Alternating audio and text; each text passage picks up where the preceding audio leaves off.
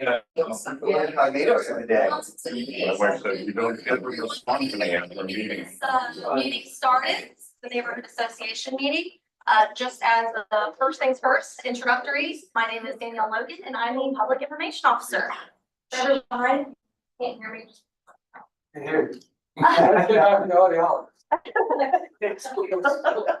Well, thank you all so much for coming. These are quarterly meetings, but we'll go ahead and get started with our special guest today. Thank you so much to Dominion for coming, and you guys can go ahead and get started. Sure.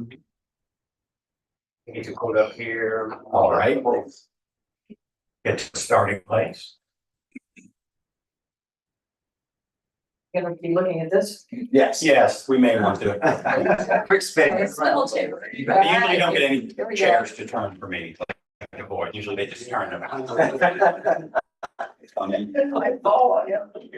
common. So, yes, hi, everyone. I'm Paul Fisher. I'm in public affairs with Dominion Energy. I'm here with my colleague, Blakely Williams, who's local government affairs here in Beaufort County. I'm actually based in Charleston, but cover the Low Country really in terms of public affairs, media relations, and things like that. So I'm happy to be back in Beaufort again. We've talked about this topic quite a bit this season, this trim cycle, which began in July. We trim on a 5-year cycle. I want to talk through this work at a very, very high level. And then if you have any additional questions, comments, or concerns, we can address those one at a time. That's probably where we'll get the most out of our meeting today, is in that engagement. So this is the first question that we get all the time. Why are you doing this?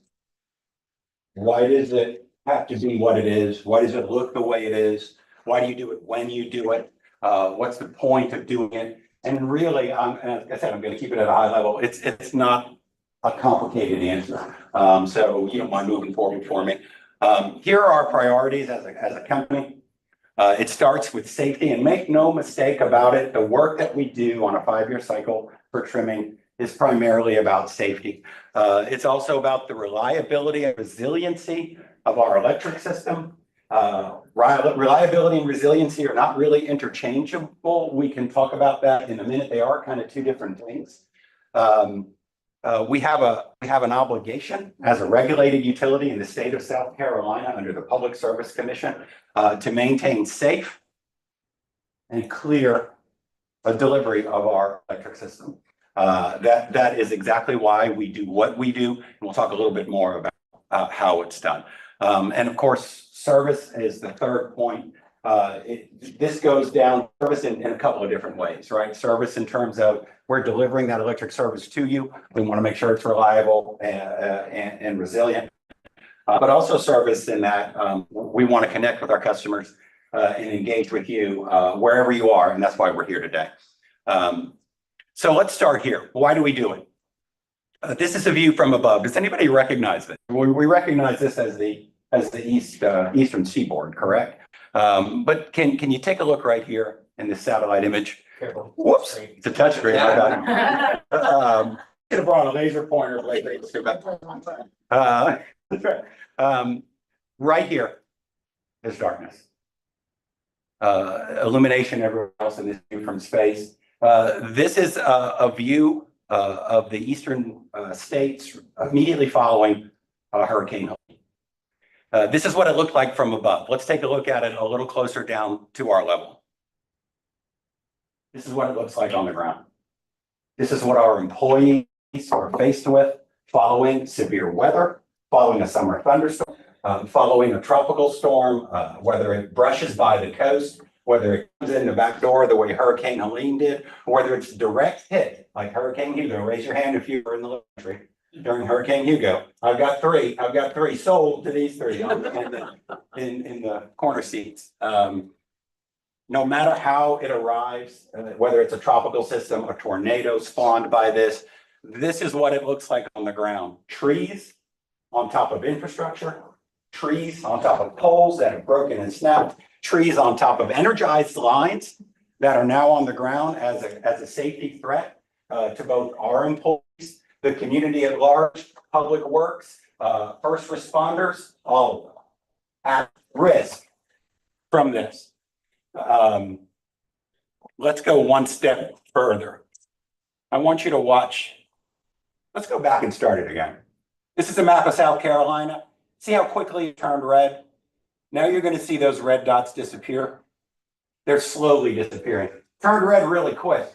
Turning red was all of the power outages across South Carolina, our system during Hurricane Helene. It takes 11 days to get what you just saw, the debris off the ground, the poles back up, the lines back up and energized in a safe manner. It took us 11 days in the hardest hit areas of South Carolina to restore power after Hurricane Helene. 11 days without air conditioning, without a refrigerator, for many a means to cook, a means to feel safe and secure at home at night, to make a meal for your family, a light for your kids to do their homework by, whatever it is, you didn't have it, including Wi-Fi. Without power, no Wi-Fi. Kids don't like that. So if you go forward one more, you'll see some stats. During Hurricane Helene, and this was not a coastal hurricane, the way Hurricane Hugo was. Anyone know what category Hurricane Helene was? I heard a 2, Miss Lee, a 3.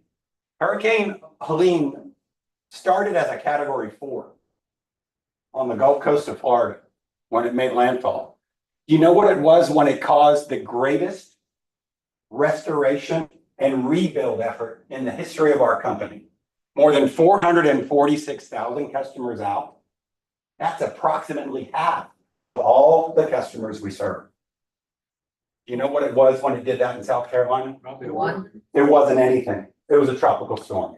It was a tropical storm that decided, against all odds, mind you, to make its way across the state of South Carolina, across terrain, away from warm water, through the mountains, through Clemson, and then, of course, continue to devastate North Carolina. It was a tropical storm. This is why we do what we do.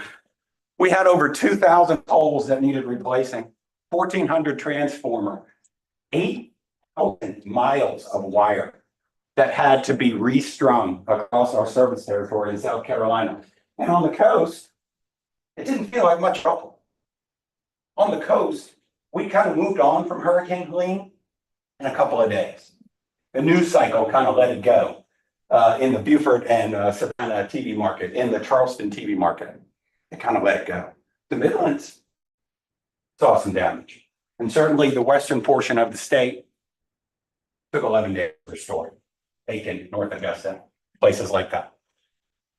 A significant effort from a tropical storm didn't even come straight off the water. We are a coastal community here. We are a coastal community all across the Low Country where I was born and raised. I understand the iconography of trees, the passion for our communities and our neighborhoods, but this is why we do what we do. We can move forward. Vegetation management is something that we do year round. So we're not preparing for a storm like Helene or any other storm just in September. We're not preparing just when the forecasters say, there's a storm 2 weeks out. You see it on social media. This could become something. It's tropical season. Let's look at the tropics. We're not preparing for that. What we're doing is safeguarding our lines from dangerous trees, limbs, and overgrown vegetation every single working day of the year. Now, may not always be in your neighborhood, which is why we're here today talking about it a little bit more, but we're doing it every single working day of the year, over more than 23,000 miles of overhead lines. That includes both transmission lines and our distribution system, which are the ones that you see most prominently through your communities. It's critical to safety, resiliency, and reliability. It allows for faster restoration during storms. That's the resiliency piece. Reliability is how can we keep your power from going out less? That's reliability. Resiliency is if it does go out, how quickly can we get it back on? In the southeastern part of the United States, Dominion Energy South Carolina is in the top quartile for reliability and resiliency for its customers. It's index, it's called SAIDI. called the System Average Interruption Duration Index. Did I get that right, Blakely? It's a mouthful. In that index, we are in the top quartile. Say 10 years ago, 15 years ago, 20 years ago, that number was higher. It was higher. What we know, our vegetation management year round is helping us to manage those outages, to bring the duration of those outages down, and of course, the frequency down. Increases safety for our employees and the general public. I started off with safety. Make no mistake, I cannot reiterate this enough. This work is about safety. The safety of our employees, the general public, and property. I had some video, and Danielle can attest to this. I'm not talking out of school. I had some video of a line that was dropped by a tree. It set the surrounding property on fire, as well as a vehicle directly adjacent to it. Vegetation management helps stop that even on a sunny day. Even on a sunny day. The number one reason for power outages across our system, it is trees and tree limbs. It's not just during a storm. On a day like today, no wind blowing, no rain, a tree falls somewhere on our system today. A limb will fall and make contact with a line, causing a fault. And it can be certainly simply a power outage. And for some of us, power outage is an inconvenience. We understand that there's never a good time for a power outage. Sometimes we schedule power outages and we send customers notices, and boy, they don't like it. We're trying to tell them in advance for a couple of hours today. We have to turn your power off to do an investment in the grid, to maybe enhance something, to do something better, faster, stronger, a $6 million man investment situation. And customers don't like it. It does. It does. It does. But I'll try to move this along because I can talk about this all day, and I'll hang out outside if you want to. And the last point I want to make here is the right tree, right place. That's really the message. This is about a lot of the wrong trees in the wrong places. We love these trees. We love them in all of our tree cities across South Carolina, so many historic districts that are prized and important to us as members of the communities where we've lived and grown up. And all of our employees live and work here too. These are our homes too. These are our communities too. We travel these roads every day. We take our kids to school. We go to the same churches, the same grocery stores, same community amenities. We understand it. But that doesn't supersede our obligation to safety and reliability. Right tree, right place helps avoid that. Sometimes a tree falls and somebody wants to put a tree back in its place. We want to make sure it's the right tree that goes back in its place. Sometimes a tree has to be removed. Maybe it's a palmetto tree. It's grown too long under a power line and it's got to a point where it's now in conflict. That tree has to be removed. We want to plant something back. We want to make sure the right tree goes back in that place. That's going to avoid conflicts in the future. And really, if it's a tree that doesn't mature to past 15 feet, it won't ever need to be trimmed by the utility. So we'll move forward. So who determines that? Who The determines right which one? tree? We have a list of approved species. We worked very, very hard to put together a list of native species that are approved for planting under power lines. It is available on our website. But I don't think that's in our handy handouts, but it is on dominionenergy.com. So let's talk a little bit about, where this, and Blakely has some of these and she can hand some of these out if you're interested in a copy of that picture as well. Just raise your hand and Blakely will bring you one. You can take it home, you can keep it, show it to the kids, color it, it's fun. So what we want to talk about here is people say, well, why is so much of the tree trim? It looks different than last time. Raise your hand if you were here in the Low Country or living in Beaufort 5 years ago when we trimmed in Beaufort in these neighborhoods the last time. Yes, sir? A few here? Good, very good. Then you've seen the cycle. What you also probably have figured out by now is because of these anti-A300 standards, although it looks like a bad haircut immediately following these limbs, the growth comes back quickly. We have an almost 300-day growing season in South Carolina now. We are essentially a subtropical climate. Trees are always growing. That is why we are doing this work somewhere across 23,000 miles of line every day to keep the lights on. We keep 10 feet of clearance in our safeguard zone. This is a picture of what we call a single phase power line. So it would have one line running across the top of it. Well, commonly you'll also see a three-phase line. So we would need 10 feet from that furthest conductor on either side. We also need clearances at the neutral line, which is going to be the line directly below our lines. And then clearances for brush and safety and access around guy wires.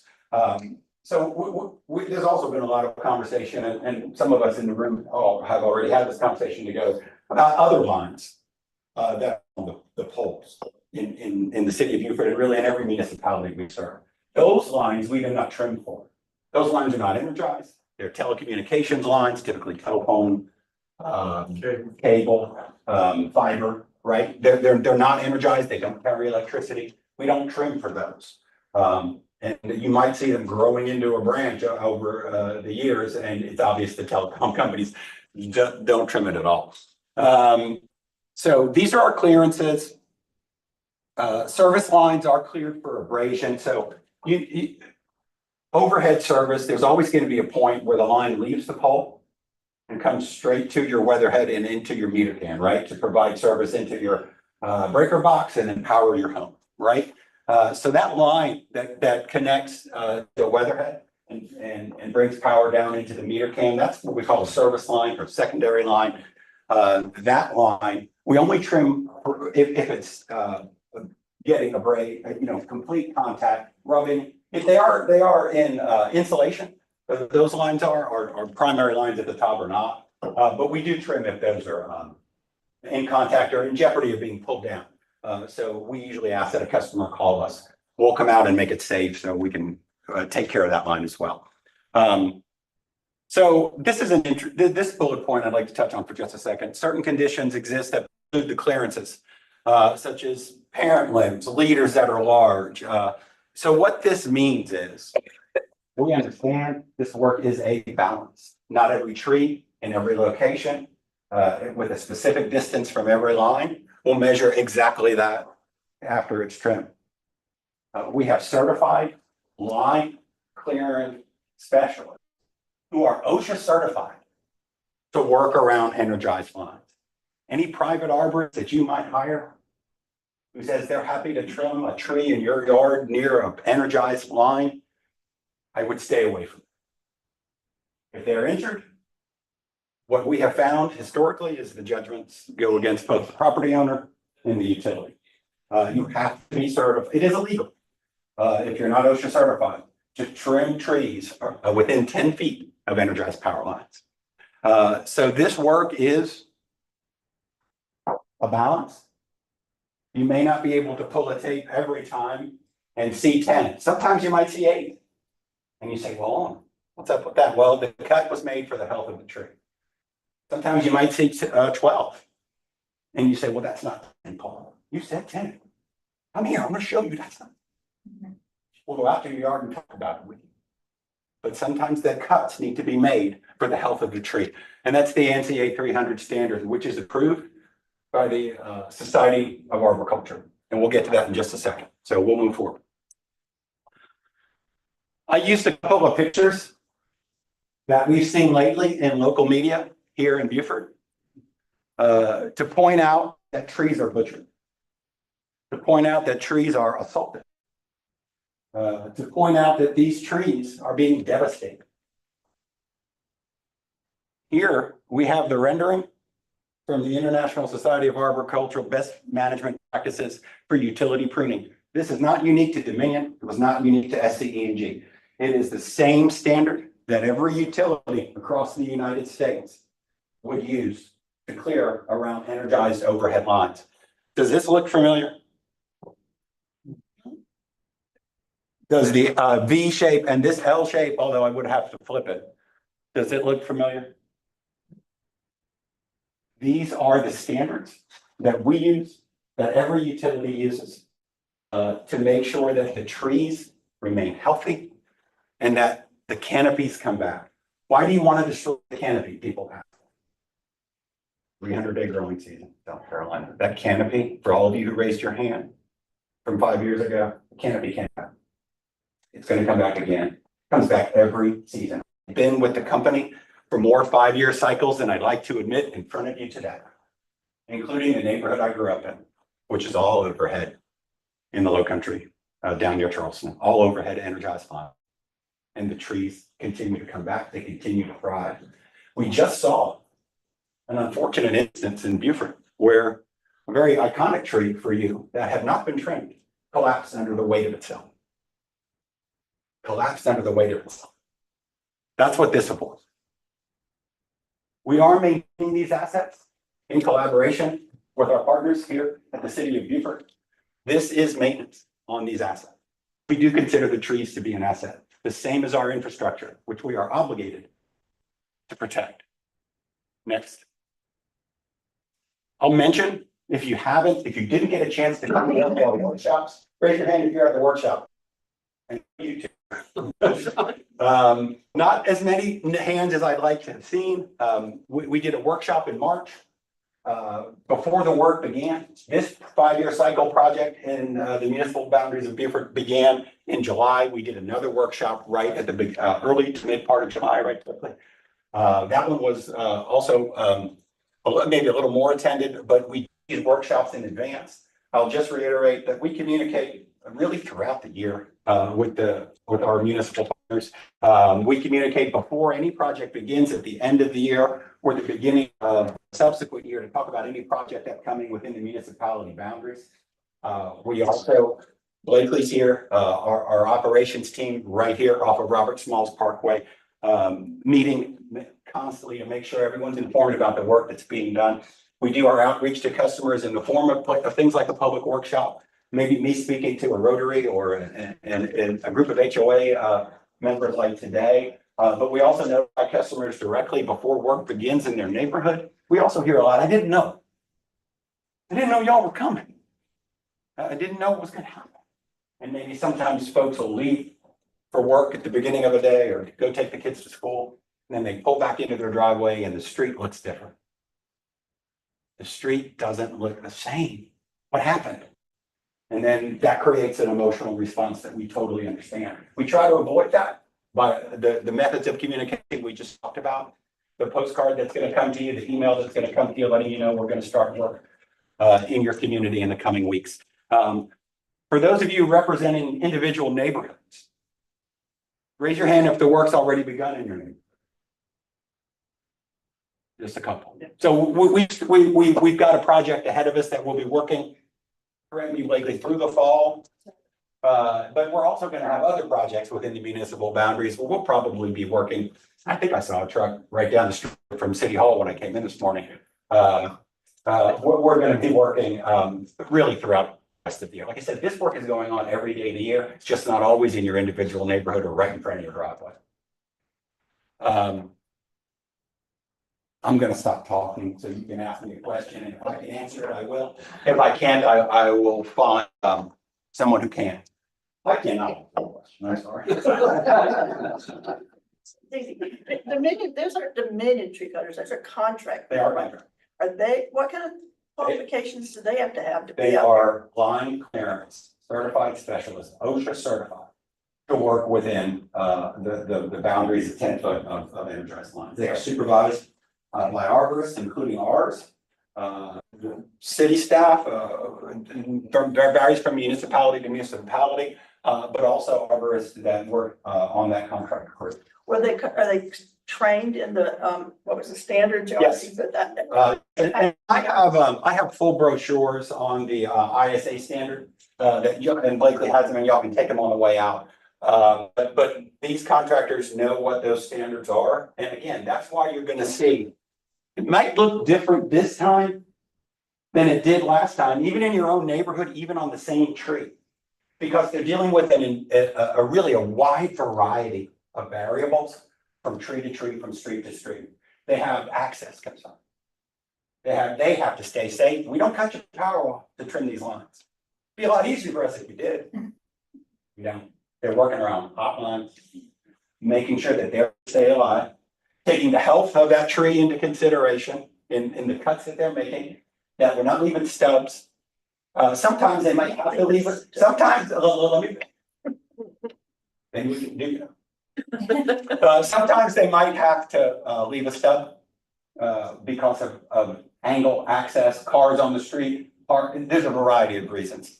But all of it is subject to final inspection by the arborists, and those stubs are picked up at the end of the cycle for what they call a punch list.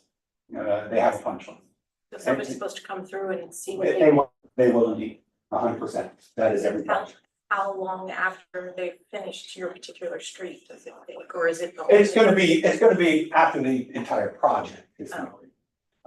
So people will say, well, gee, you know, my street's been done for 4 months, but nobody's come back by. I haven't seen that, but they do. They ride every mile of that line. They walk it. They look at tree to tree. If there's things that are concerned, they'll work with the municipality on it. Sometimes the tree might have to be removed. But that's not our goal. Our goal isn't to remove trees or remove the canopy. It's to remove risk. Risk for the public, risk for you, your kids, your grandkids, etc. So you also a program for putting lines down. We do. Is there coordination between the priorities for putting the lines down versus? And down as in underground, Yeah, as in underground lines. and you know, to protect the most trees, this might be a line that would Yeah. be put down. Yeah, so that is work we're also doing somewhere in our system every day. We work with all of the municipalities to really find out what those priorities are for the municipality in terms of undergrounding. And there's 3 things that really need to happen, because this is a super complicated, very complex topic, as you know. So I don't want to belabor it, but 3 things need to happen for undergrounding. It needs to be engineeringly feasible. So we have to do an engineering and design study to ensure that we can place the lines underground. Because you got to know what's below, right? Yeah, remember that old commercial? Before you dig, you got to know what's under there. It has to be engineeringly feasible for us to do it. Water tables. In downtown Charleston, it's this maze of caverns and tunnels and hidden treasure. You don't know what you're finding under there. All these old. Oh, correct. And all these old cities are like that, you know, aqueducts and aquifers. So it has to be engineeringly feasible. It cannot compromise the reliability and safety of our system. And there has to be a mechanism to cover the cost. And suitable easements is kind of up in that top 3. It's kind of a 1.1 that we have to receive suitable easements from the property owners. Meaning there's some equipment that even though we put your lines underground, it's still going to be above ground. The big green boxes. There's 2 types. There's a pad mounted transformer, which is a smaller one. I got one of those. And then there is the switchgear cabinet, which is the larger one. People have to give us an easement to put that somewhere. And this is how the typical conversation goes. And that would be some cost too. Hi, we'd like to put this pad mounted transformer right near your driveway. Oh, why? Well, we're gonna consider putting the lines underground in cooperation with the municipality. Well, have you talked to my neighbor? No, but I'll go do that. Hi, we'd like to put your lines underground. Have you talked to my neighbor? And that's where the project stops. It took us 13 years to underground 12 homes on Orange Street in downtown Charleston because neighbors could not agree on suitable easements. 13 years. The cost is exceptional. I can give you numbers that are really just, I don't want them to be arbitrary because every project is going to be unique. But you're talking millions of dollars per mile line. So it converting an existing neighborhood to underground is a costly. Now, City of Beaufort's done an amazing job. The Boundary Street project. There was a very creative way of working that project through. It was done in the public interest. Those are the projects underground that we see that succeed the most. the ones that are done in the public interest. We see that closer to where I am, town of Mount Pleasant, you come off the Ravenel Bridge, all Coleman Boulevard is underground. Boundary Street, you're coming into Beaufort, all of it undergrounded. It's this grand entranceway to a beautiful city. Don't have to see the lines, don't have to see the poles, don't have to see tree trims near it. Those are done in the public interest, and those projects usually do succeed. I know there was a special franchise fee applied for that, and the project moved forward because there was a mechanism to cover the cost. Yes.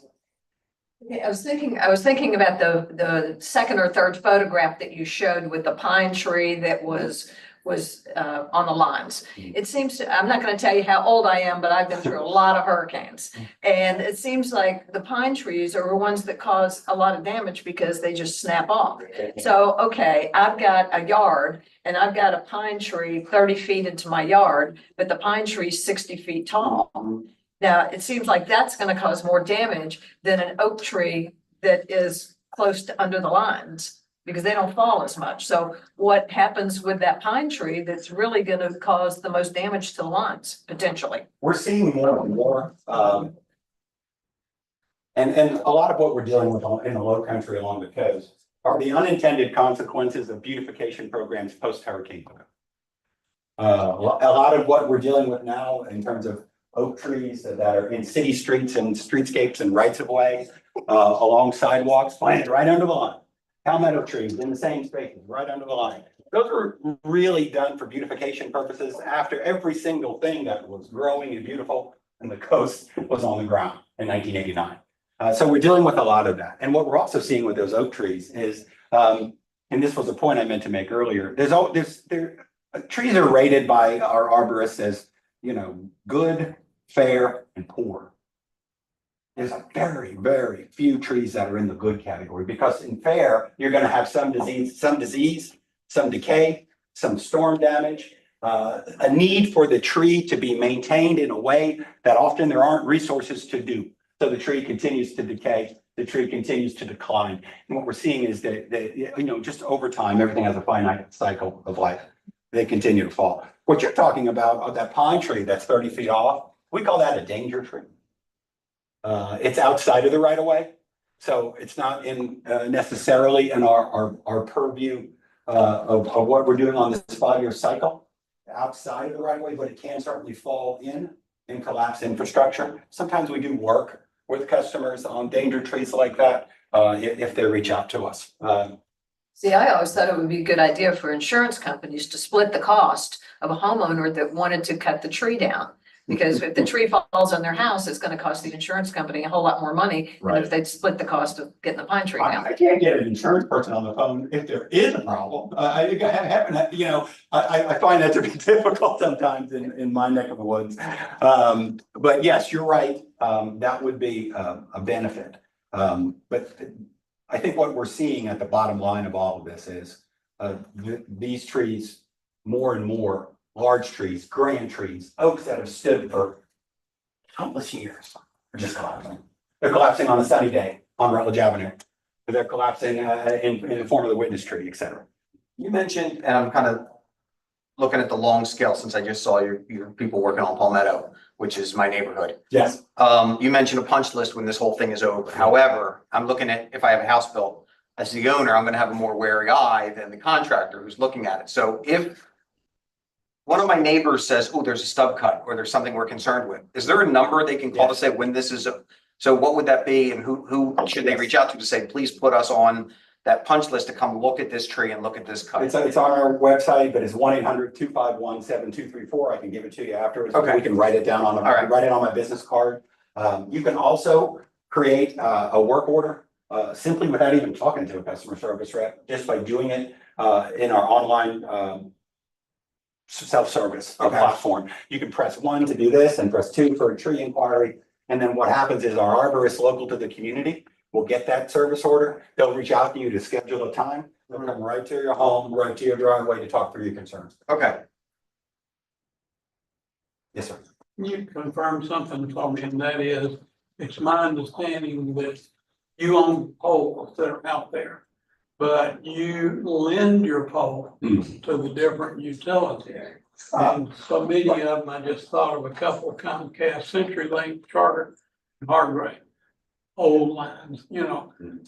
And then you put a new pole up and you put it up so much higher so that it's not as in jeopardy from the trees. But those lines on the old pole remain. That's right. And We've got a program, Bill. you've got to water.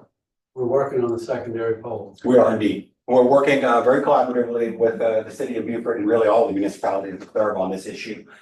It is a sticking point. We're obligated, if a car hits a pole, knocks one down, to come out and put another pole up and do it real quick.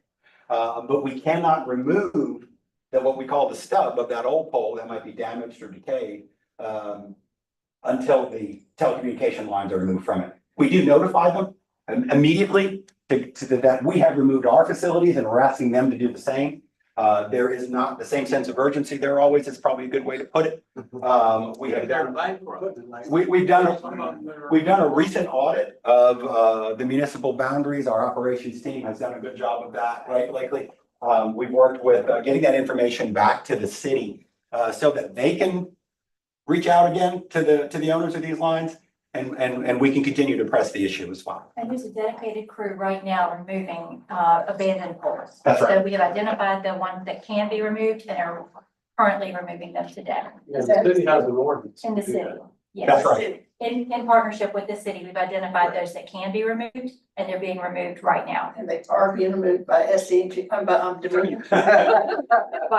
So somebody go through and mark the pole, so would we see that this particular pole is scheduled? They may be virtually Mine's flagged. got a instead of big physically. red They might be X on it. physically, they might be virtually marked. There's gotta be something else. One more question, right? Somebody else had their hand up. Just a question, you said the punch list gets done when the project is done, that could be months later. Could be. How do you know how long what the project schedule timeline is? Well, we do give an estimated timeline. I know for the current 45-mile project that we're working on in Beaufort, we expect to be done late September, maybe likely into early October. Probably late October, early. Late November. October, okay. And sometimes these things are dynamic. We have an idea of how long it'll take our crews and we know how much work they can usually do in a given day, but then it's rain. Or then there is access issues on that street, we gotta come back to it. Cars parked here, people there, there's something going on, can't get to it, can't do it safely. We roll back to it. So there's lots of things that can impact that timeline. So even Blakely has a more updated timeline than I do. So later into the fall is what we're projecting, but we also know that can change. I understand that with any construction project. Sure, you're right. But where do I go as a consumer? Okay, I know they're trimming in our neighborhood. Where do I go if I want to see when that estimated deadline is? Because maybe it's been 6 months since that stuff's been sitting there looking at me or whatever. I'll give you this, right here at the bottom of this handout that I gave you, is that 1-800 number that Paul referenced. Use that number. And also, we're working with the city and letting them know as well. So feel free to reach out to your contact at the city or Public Works about where we are and when we're wrapping up. Thank you. So I'll just wrap up this. Go ahead, go ahead, Ms. Celia. Underground wiring, can you tell me if Dominion's talking to any of the new neighborhoods that are being built in the city or anywhere about putting their lines underground as they're being built, or do any municipalities have a requirement that a new apartment complex coming in or a new subdivision has to put their Well, lines I couldn't underground? speak to the municipal requirements, but what I should say, and Blakely help fill in the blank here, is most new developments are underground power. That's what customers are more used to in new homes, new developments. Builders pay that cost. So again, it's one of those three things are there. Easements are there. We design it that way from the beginning in cooperation with the builder, and there's a mechanism to cover the cost. But is that happening in Beaufort? I believe that's part of the city's code. That's a question to the city, but I think that all, Well, the newer ones, you got a blank canvas, so they can go in, it's easier to do. It's, Right. you have to go, but like Boundary Street was a big operation, putting in duct banks in and all that. That was, I think, it cost us $3 million to put it underground per mile then, but it's doubled since then. Cost has. And if any of these if this transportation referendum passes, my understanding is the Rebo Road project will include, I believe, undergrounding power down from Boundary to the new bridge, I hope. You think it is? Oh, I think that's in there. Okay. So I'll just share, and I know y'all have a rest of an agenda to get to, but I can hang around outside to go with the direct question that I didn't get to. This is the work that we do every day to keep the lights on. It's that simple. It's not about removing trees, changing the look of someone's neighborhood, damaging a tree. It's about keeping property safe, keeping that tree healthy, keeping our employees who work in one of the top 5 most dangerous jobs in the world safe on a dark night where the rain's coming sideways. And you're sitting there, no Wi-Fi, no TV, no air conditioning. And they're out there trying to get those lights back on for the communities they live in, the communities they serve. It's a high responsibility. Blakely works very closely with our operations team here in Beaufort. She knows just how seriously they take that responsibility. It's about keeping them safe as well. Public property, from the damage that we talked about. We could talk about this for a really long time, but this is the work that keeps the lights on. And it keeps the general public and property and our employees safe.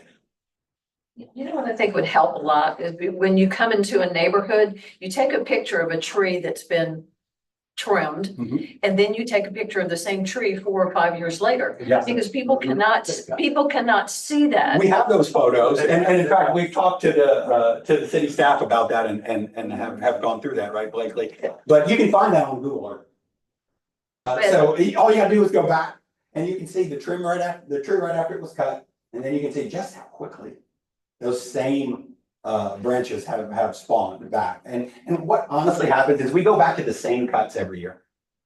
It's the same branches, it's the same to the same leader, it's the same healthy cut, getting rid of that sucker growth. Every cycle, it's the same cuts, unless the tree has had storm damage, which is very common, or significant change in its health, decay, disease or rot that might need to be taken care of as well. I mean, I know those pictures are out there, but if it was a closer personal contact with the neighborhoods that are going to be affected, like, I mean, my neighborhood, I could have put something out like that and said, okay, this is what it's gonna look like, but in 4 years, it's gonna look like something like You know, this. it's a certainly a picture's worth 1,000 words. Yeah. I've got more than 1,000, but that's really a good idea. Be difficult maybe to do that for every community, but if that's an ask that you have, we could probably help you Yeah. with Google or pictures before we start in your neighborhood, if that's helpful, if you want to do some kind of email communication, I'm sure we can find a way to help with that. I think it would ease a lot of people's minds. Yeah. It would. It might be nice too, you know, those pictures that you showed, the tree that was on the left? That, the center of it was cut out? The V shape, right? If somebody could go up there and take that cup that whoever trimmed that tree left in the tree. Take that away before you take your picture. There is a plastic cup sitting up there. I did not see that. Yeah. And now you've given me a mission. I'm gonna drive by there. The last time I drove by there, there was a plastic cup sitting up there and I thought, Blakely, you think Evan will mind if I find that tree? You think it's okay? I just have to. I think the tree, let's go up there. Yeah, right, okay. That's an eagle eye. No, I did not see that. Yes, ma'am. So Paul, I think what Brenda was alluding to and what a lot of us, communication is so important and you get out in front of it ahead of time. You have your information sessions. So make that part of your, here, we're coming to Beaufort. These are neighborhoods we're gonna be impacting. This is what we did before. This is what it looked like before. This is what it looked like now. This is what it'll look like again. So people know, if you prepare people, then you won't get all the negative feedback. Yeah, 100%, we agree with that. We work really hard in advance of the project starting the year before. And we can work with individual PIOs and municipalities. Once that list of neighborhoods that are scheduled is on the schedule, we can start communicating that. And we flipped past it quickly, but the last slide was a picture of our interactive map. It's on our website. It shows you every project at the very street level that's either scheduled or ongoing across South Carolina. You can click right on the city of Beaufort and see the project and see the lines and what streets we're on and what streets we're scheduled to be on. That is on DominionEnergy.com. But not enough people know about it, to your point. Another Especially thing when we that- have advertised for these meetings, very few people show up. That's right. That's the point I was about to make. I counted at one meeting, and honestly, there were more Dominion representatives there. I spoke to you there. I remember that. Yes, yes. So the communication, I just think it's something we really got to work on, because they're willing to talk about it. But if the word doesn't get out, it really doesn't, do much good. I hate to throw that party and no one come. It is a hurtful. I take that home with me a little bit every time we do a workshop. And I do want folks to come out. We work really hard to try to spread that word, but I will tell you this, and I'm sharing this from 20 years of experience before I leave. It's very, very difficult to get members of your community to come out and talk to us, their electric company, after work on a weekday at dinner time. However, we also found over the years that there's no better time to schedule it. Can't do it during the workday, can't do it before work, can't do it too late, soccer practices and this and that, and people can't get there. So what we have found is we have zeroed in on those couple of hours where people say, well, I could probably swing by. But you've gotta be passionate. You've gotta wanna come talk to us. It's gotta matter to you. And at the deepest level, and those are usually the folks that come out. The folks who just wait and then they see the work and they don't like it, they might talk about it afterwards. But they didn't have that fire in their belly before the work began, and those are the ones that usually come out and talk to us. I've been our neighborhood association secretary for 10 years now. And I don't want to speak for my fellow neighborhood reps here, but I know a lot of us experience the same thing. A lot of people are very busy, like you said. But if we have something we can push, we push it. And I guarantee you, 90% of them will read it. But we shouldn't have to be going out and collecting Google Earth pictures. If you No, don't push it to us, I mean, we'll push it. I think there's an opportunity to work with, like an HOA mail blast, information that we provide maybe to the municipality that can then go back out to y'all. I think we do that, upon request, really, and I know we do it pretty frequently in the city of Charleston, and we work with the neighborhood services group, to do that. That's about all I have. I don't want to take up your whole day. But I thank you for your attention and for being here and your willingness to just listen for a few minutes. I appreciate it very, very much, and thank you for all your comments. Thank you again. Thanks. Like, you got anything? Paul said it all. Well, and I was gonna. Also, too, they're kicking Paul out is exactly. So, share those slides too, so. Same thing with our next presenter, which is Bailey Works. We're gonna have a bright link. I'll let you take it away. Okay. Great, well, thank you for having us here. My name is Bailey Kiddo Dutton. I'm the new office manager with Public Works. I have Brian Durant with me as well, so if you have any questions, we'll save them for the end. But Public Works will be moving towards a new system called Brightly. You're currently working with the SeeClickFix tool that you're probably familiar with on the city's website. However, we will be transitioning over to Brightly. Please don't be intimidated by this move. The software, there's a lot of similarities, so should be a breeze for y'all to learn. Feel free to push over to the next page. Just a quick agenda. We'll go side by side.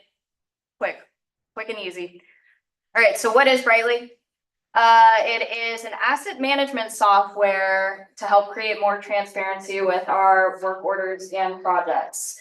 It's ran by the Simons Company or Corporation, if you're familiar with it. And you may be asking, well, SeeClickFix works for us, right? Like, why would we transition over to this? Brightly is an excellent tool to track certain metrics like labor hours committed for work order or project. Another thing I can think of right now is odometer readings on our larger equipment so that we can report it for depreciation to our accounting side.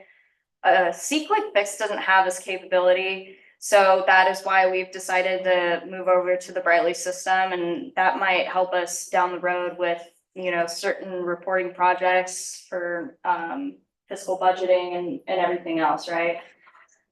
Feel free to push. Okay, awesome. So what we'll show you right now is how you would report requests to our system.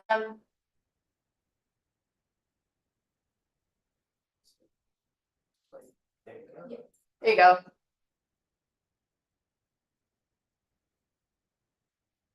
Right, so here is the landing page of the site.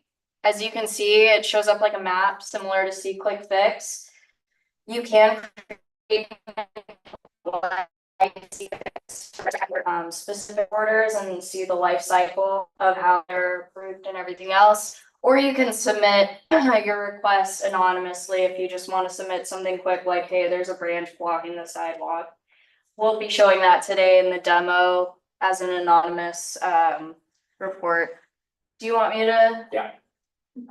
Try it out? All right, so similar to SeeClickFix, you would type in your address. So in this case, we'll just punch in 16 Burton Hill Road, which is the address of Public Works, England. Whoa, that's cool, but that's not us. Okay, awesome. So once you plot your address, it'll pinpoint here, but you can also move the little marker if you want to get a more accurate location.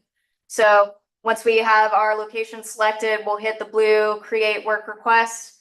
And in here, there's a category that you may select. You can find the most applicable category to your request, but we have the capability to change it if it, if we need to classify it as something else, right, for reporting. So in this case, Should be in alphabetical order. it should be. I can try and see if we can change it. We do have a lot of categories here, but we do, classify it based on what we're using reporting wise within our system. So feel free to put what you think is most applicable. So we'll put street light and we'll put street light down. I know it's super vague, but this is just a demo, right? In this work request, you have the ability to add images, but you may add multiple images. So you can add 1, you can add 5, and then you can submit the request. Once that is submitted, it would go through the typical life cycle of the original SeeClickFix where we acknowledge it. We would show you if we need to order more parts or if we're taking care of it at the moment, things like that, and then it'll show as closed eventually. So I would hit submit request.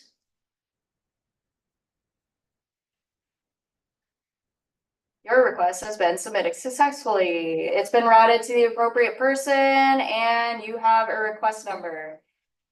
So you can also sign in now to monitor its progress. We will not do that. I'll just leave it as submitted anonymously so I remember when I get back to the office. Thank you. And then we'll continue back to the slides.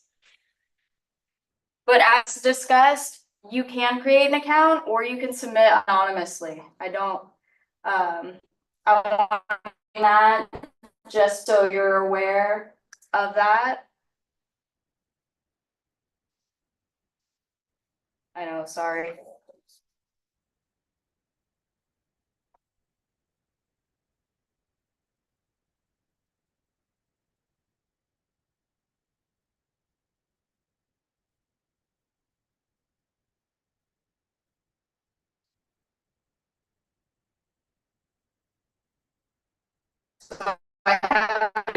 Create an account or you can submit anonymously. I am a person of convenience, so I just want to submit things anonymously because I know they're going to get taken care of, right? But I don't want to create an account. Okay, cool. You don't have to make one. You can just submit it.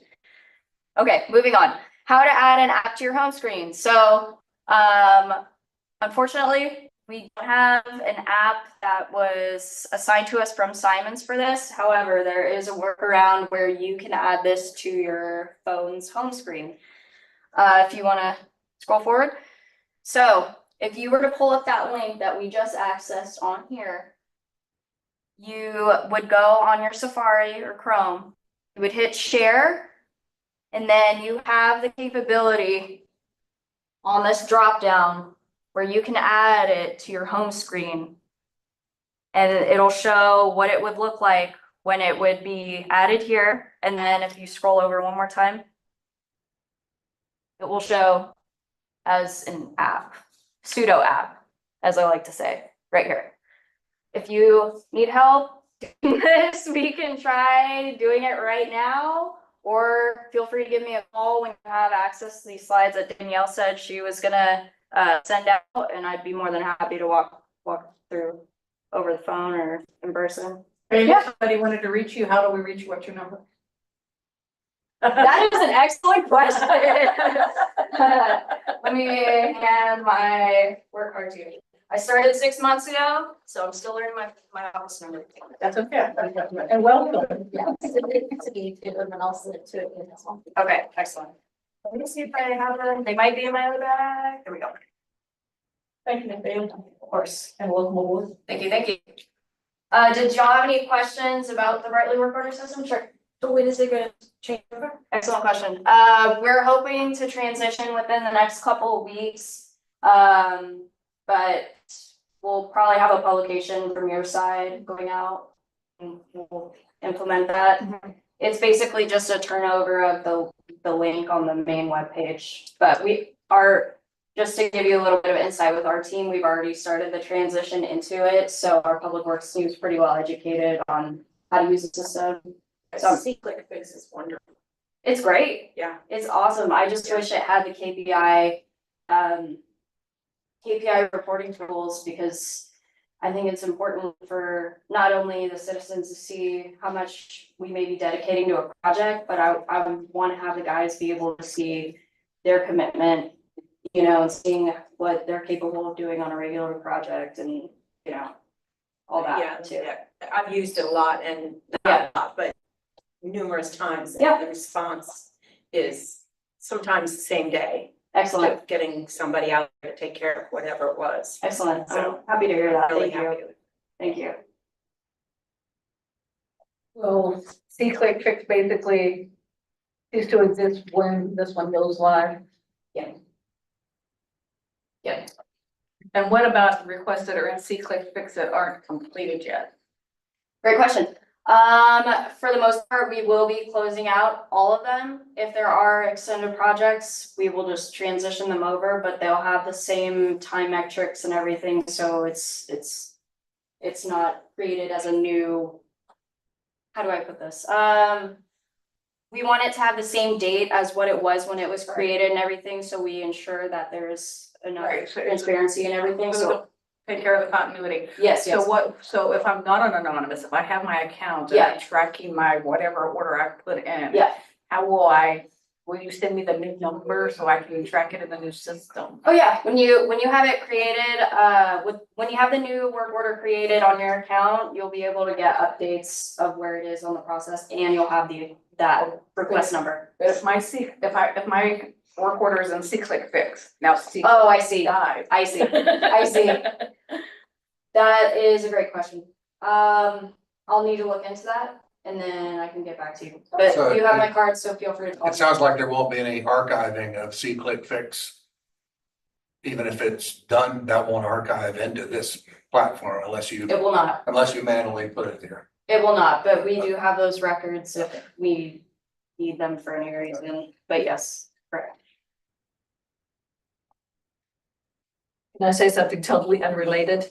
Sure. You know, those things when you draw those little circles around something, when you draw the circle around something on your smartphone with your finger, if you hold your finger there, it will turn into a perfect circle or a perfect square or a perfect triangle. And so you won't look like you're a kindergartner doing it. Just keep your finger on it and it'll turn into a perfect shape. Thank you. It's a trivia fact right there. Thank you. Have you been practicing? I learned it on TikTok. There you go. Thank you. Yeah. Yeah, the key is not to let your finger off. Once you take it off the screen, it kind of does its thing. You keep your finger on it. Once you run it into it. Yeah. All right, well, I learned something today. Thank you. We did too. And again, I will be sending these slides and this information through email and all the contacts that I have, especially if you forgot to sign in. Thank you so much. All right, so we'll go ahead and jump to the next agenda item. This is kind of different from previous agendas, but we want to hear directly from you guys. So I don't know where we want to start.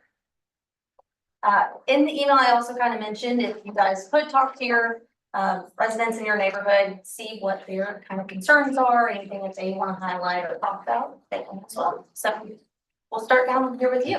Well, you're right close at the, oh, by the way, I'd just like this to get your attention.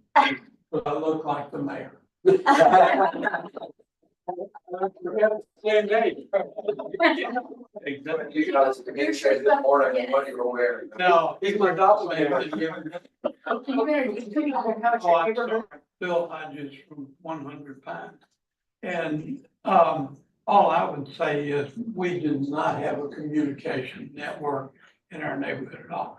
We had one at one time when the master plan got everybody's attention. And so that people would get involved, but that's, you know, going with it. I would like to request that maybe there's a meeting of just neighborhood representatives and encourage others that might be interested to come as well, so that neighborhoods like ones that are, you know, organized, Old Commons, Northwest, Hopewell, maybe lend some of their experiences with those of us who are not organized. And you know, if I've counted this right, and I've got the old plat, there's 19 neighborhoods on there. And my guess is consistently, we've probably had 5, 6 in that range. It used to be somewhat more, and then we've lost some on the way. So anyway, I just really would love to see this get back and up and running. And just one example was our Dominion folks. If I had the network in order to send out to the emails that are in our network on something like that, we can get that word widely, you know, distributed. So, but I'm gonna have to find a new representative. I'm getting about to retire. But do think of people in other neighborhoods that we might contact to invite them to maybe represent their neighborhood, or, you know, is there someone involved in their neighborhood that they might encourage, you know, to participate. This is very similar to Dominion. We have about twice as many, in my guess, or so, of representatives. The city just always shows up. I mean, you know, they're all here, and then there's a handful of us neighborhoods. So I want to see that balance, you know, flip where the neighborhoods outnumber the city personnel. Yeah, so can I go? I mean, finish, Bill, I'm sorry. Absolutely. I have to. No, but I'll quit it. Leave to go to another meeting if retired. I'm Lolita Huckabee Watson. I live on Revault Road. I guess I don't think there's anybody else here from Revault Road. Phil and I kind of overlap. We go to church together. But I don't have anything to report other than the same thing and talking about what's a good time to have a meeting. I know from being here 40 years, it is impossible to pick an ideal time for everybody. Some people want it in the evening, some people want it in the morning. It's impossible. You just do the best you can. As being in the newspaper business, I know we put stuff out there, people still say, I don't know, I didn't know anything about it. Where was it at? It's very frustrating. Some of my neighbors did show up at city council Tuesday night, and we have a continuing concern about speakers and loud noises, and we expressed that at Tuesday night, and I don't know what the solution is for the city. I just, in my column, which I write for the Island News, I just keep saying it's an election year. We got 4 candidates running. Let's talk about this. I know the city's feeling frustrated about it, but it's a real concern for us on Revault Road. The enforcement and speeding and the noise is the thing. The cars are so loud, motorcycle. Welcome aboard, Danielle. Thank you so much. Good luck to the city guys working. Thank you. Bye, Lou. Lolita, I was gonna ask if you haven't, there's a QR code if you wanna scan it for a survey, and I kind of asked the same questions of, is there a good meeting time or things like that? It's just kind of a rundown of how the meetings flow. Okay, thank you. Thank you. If you don't, Recognize I'm me. Alan Hughes. Recognize. I would recommend it, because there she is, lead story, and it's about Dominion tree cutting. I'm not. She's trying to get the word out there, so appreciate it. You're so current. Yeah, you didn't wear your t-shirt today. I know, I thought about I it. had it on the other night. I did. It's in the wash. All right, do we want to? Okay, I'm Greg Braswell. TJ and I are both here on behalf of the Pigeon Point community, and I'll let him introduce himself as we go along, but slow news cycle in our neighborhood for a while, other than the Dominion topic. We've picked that around, but no, last year we spent all of our energy on short-term rentals and ADUs and the Pigeon Point Landing, so we are looking ahead. TJ and I have recently met with a couple of the candidates, and we're looking to have kind of an open forum of sorts in Pigeon Point Park sometime when it's not 100 degrees. So, anyway, more to follow, and I'll reach out to everybody else when we pull that together and include everybody in that email distribution. So that's all we have. Brenda. Do you want to say something? I could just jump in, then I could have to run too, because that would be at noon. TJ Velasco, and I fall under the umbrella of Pigeon Point, but if you look on the maps, I'd probably technically be Higginsville, west of the cemetery. Pigeon Point West. Exactly. But very similar, very similar thing. We've been kind of in a nice quiet cycle. I want to thank you for holding these meetings. I think it's great.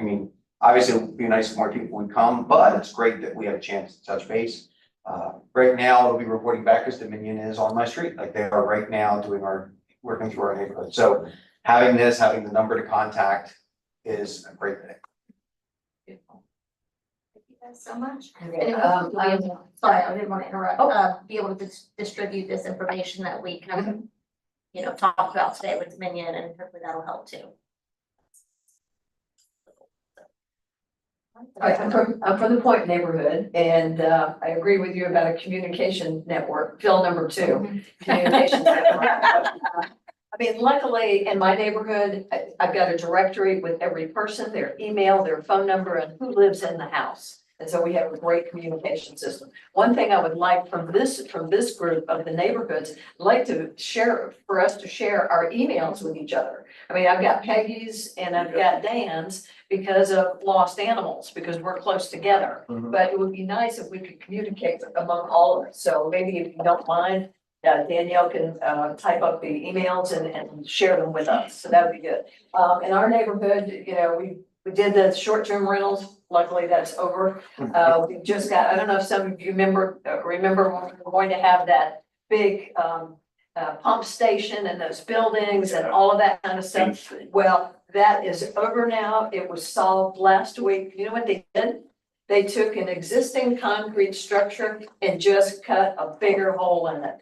That was the solution. It was over. It took a week and it did cost $10 million. So we're really happy about that. The main problem we have in our neighborhood is parking. And we're working on that because the streets are owned by the DOT and all these employees from downtown park on those side streets and you can't get a fire truck. You can't barely get an ambulance down those streets anymore. So we're kind of working on that, but that's about all. You can just figure out, I don't know. You don't get to go next either, do you?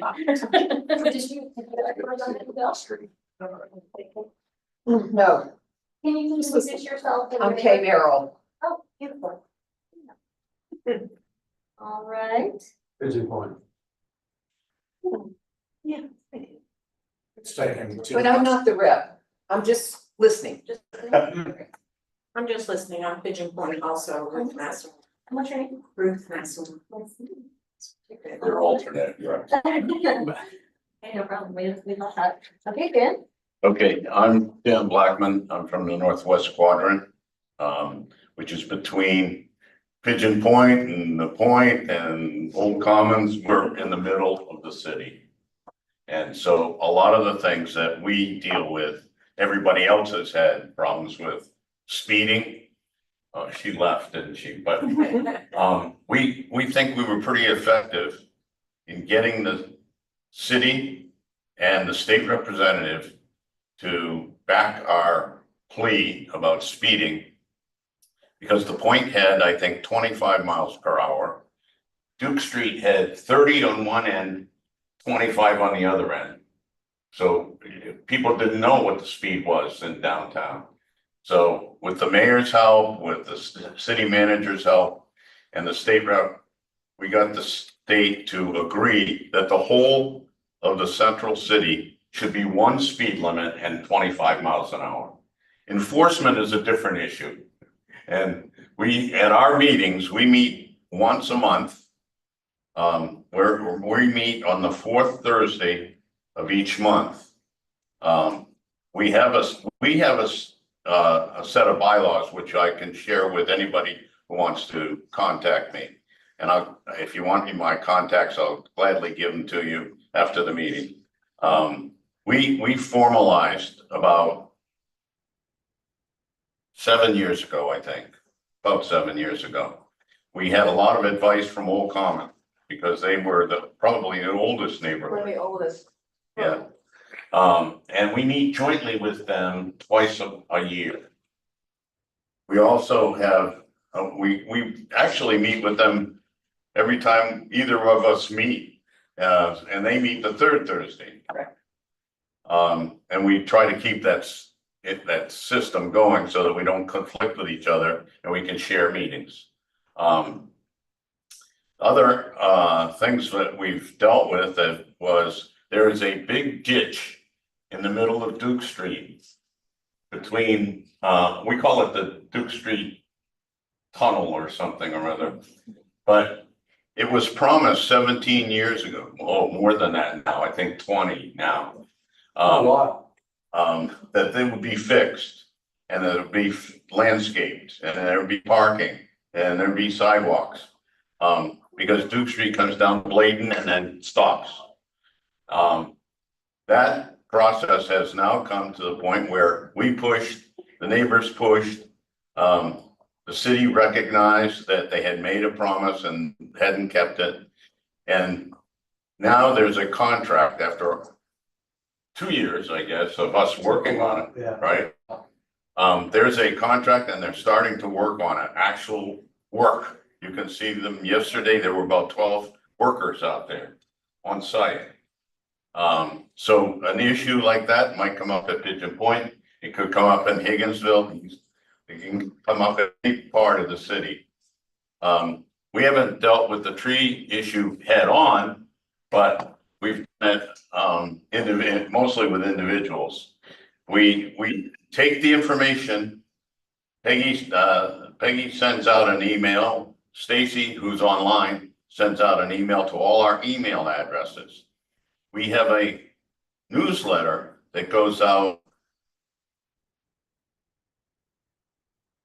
I think it's quarterly.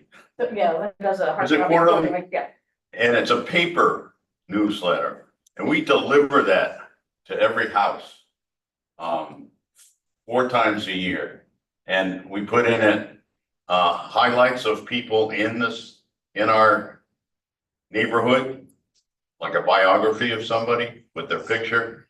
Several notices that we get, any notices we get of upcoming events, gala events in the neighborhood. We have a large portion of our neighborhood are African American. So we include notices, any notices we get from those groups and those clubs and those events. We usually attach a copy of Old Commons schedule of events so that there's a lot of interaction between the two groups. So if you organize, as you've mentioned, another neighborhood, we'd be glad to help. We'll come and talk to them. But I think that, like the Point, you have to have more than one way to get in touch with people. A lot of emails get dumped into trash automatically. So you have to kind of notify people, and you have to have alternatives, either phone or door to door. You've always been very generous on offering help to do that. It's just getting folks together. Right. So listen to you, I get paid newsletter, which I. So we'd be glad to come to a meeting, even if you have 5 people at a meeting. I'd come. Maybe all we need to really get started, block by block, maybe. or And something. this meeting is a good resource for all of us. Because we could have a meeting with Dominion Energy now. We have the contacts. And we could do it in our neighborhood, or we could do it with a combination with 2 neighborhoods or 3 neighborhoods. So that's the value of this meeting, which is only quarterly. Yeah, in case you didn't know, Dominion already has it blocked out, and then the timeline of when they're gonna do it. He didn't mention that today, I don't think, but he has at the other meetings that they've had. So I think that would be good to let our neighbors know, okay, we're not on the list for 3 years in some cases. Whereas you're gonna be on 6 months from now. And I'd like to invite all of you to the different candidates nights. We sponsor one for the 4 contestants for city council. Ours will be on the 4th Thursday of October. Probably the last time they'll meet with people before the election. Old Commons has a different date for those 4 people, and Peggy will describe that to you. So you have 2 opportunities to meet the candidates, and we invite you to come and talk to them. So where do you hold that? Oh, good question. We hold it at the Green Center on Green Street and Haymar. It's a county building, and we meet there at the 4th Thursday at 5:30. And we get done by 7, because the county kicks us out at 7. Some of us would stay till 8, but we don't have that availability. It's been promised, but it hasn't come true yet. Any other questions we can answer? We have a little section at the very end too for additional comments and questions. Peggy, you want to go ahead? Sure. So I'm Peggy Simmer. I represent the Old Commons. As I said earlier, I've been the secretary since 2016 and been active in the organization since the Navy brought us here back in 2010. Seen a lot. Going back to what Phil asked for when I was doing some work for the city when they wanted to increase their communication amongst the actual 22 neighborhoods as a city ombudsman before we got a full-time public affairs information officer, which we're very grateful to have. Reese Burtock, who was police fire chief at the time, we really worked hard and we tried to get more neighborhoods involved. And so I was thrilled when you said, oh, I want to try it again and see, because I think it's much needed, because we that do have active organizations know how valuable that is, because we exchange information all the time. Greg will reach out and say, hey, did you hear? No, or vice versa. And Brenda, we're always sharing, and Dan and I, well, we practically live in each other's backyard all the time. So some of the things, coming back to your questions, Danielle, one of the things we tried way back when this used to be a monthly meeting, then it went to 5 times a year, then it went to quarterly. What we found that was kind of nice to get other people involved that we didn't see, we would do 3 out of that 4 at the normal morning time or whatever the daytime was. And then the 4th one would be an evening meeting. Okay. So, and then, and the really important thing, like Dan's Northwest Quarter meetings are always the 4th Thursday of the month. Old Commons is always the 3rd Thursday of the month, and we meet at 6 o'clock at Wesley United Methodist Church's Education Building and the 800 block of Duke Street. To have that consistency, so you know it's gonna be, we'll say, what is this, the 3rd Thursday? The 3rd Thursday at 10:30. So people can plan for that. Granted, sometimes things have to change and we can adapt, but if people can plan for it, that really helps. I still say to this day, if you can only go to one meeting out of all the many, many, many meetings in the city, this is the one to come to, because you will learn the most at this meeting. And I am so grateful to Sean. Sean, thank you, thank you, thank you. He is one of the blessings that came out of COVID and having our online meetings. Because so oftentimes people can't get here in person, but now we have a way to, if we can't get here at the time, we can watch live and participate via Zoom, or we can watch after the fact on the city's YouTube channel. So thank you, thank you, thank you. As for Old Commons specific things, one of the things our organization, while we weren't the first neighborhood association in the city, we are the longest and continuously active service. We are in our 23rd year. We celebrate our birthday on March the 3rd of each year. For our 15th anniversary, we planted 7 live oak trees on Prince Street. Under the Not any lines. power lines over. We got all the approvals we needed, Mr. Bill. And we work with SCDOT and everything. Put up on Halloween. In fact, the city helped us. They actually dug the holes, and then Bartlett actually donated the mulch for the trees anyway. And all the trees of individual folks in our neighborhood or businesses bought each of the 7 trees.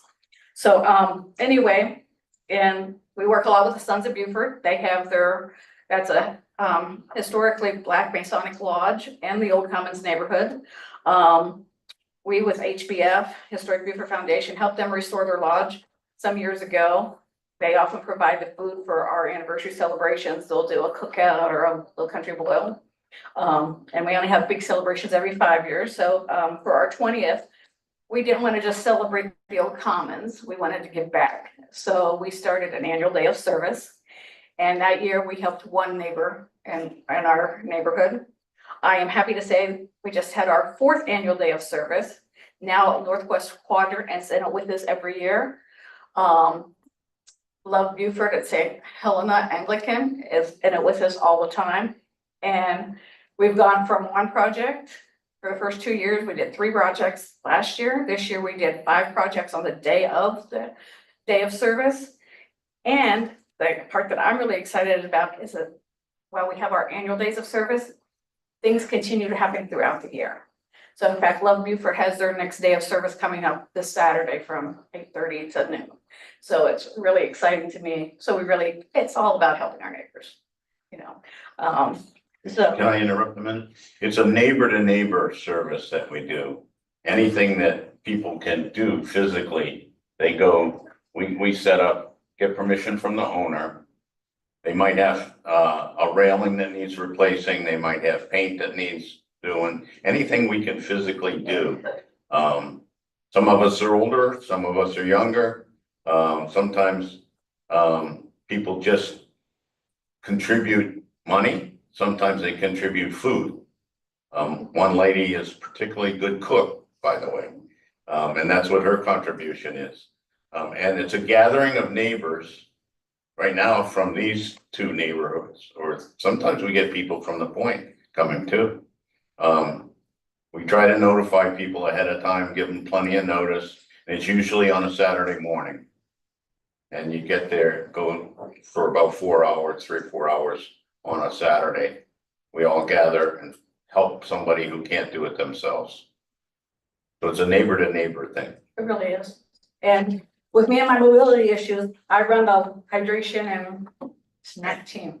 So when we just hop from door to door, I got my sidekick, it's usually Paige, and she gets in the car with me and we just go and make sure people stay hydrated and fed and have energy. And it ends up being a good day. And then Henrietta often cooks for us at her house. So it's going to be sometime it's a cool day and we work from 9 to 3, then she'll be the lunch.